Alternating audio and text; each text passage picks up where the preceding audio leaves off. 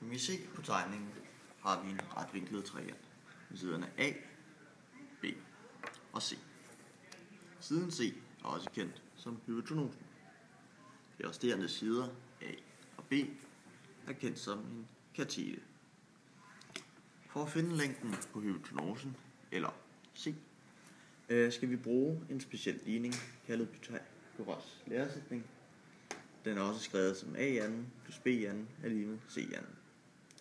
Når du har fundet svaret c2, skal du derefter lægge den i kvadratruden. Og på den måde kan du finde svaret på, hvad c er. Hvis du derefter finder, hvad a eller b er, skal du blot vende ligningen om. Så ligningen vil komme til at hedde noget som i retning af c2 minus b2 er lige med a2.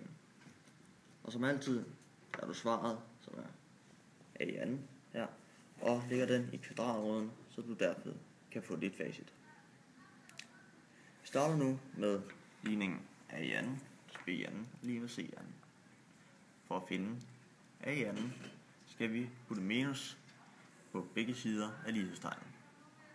Så vi får en ligning, der lyder a2 plus b2 minus b2 er lige med c2 minus b2. Det kan vi derefter forkorte. a2 er lige med c2 minus b2. Nu har du lært Pythagoras læresætning. Hey.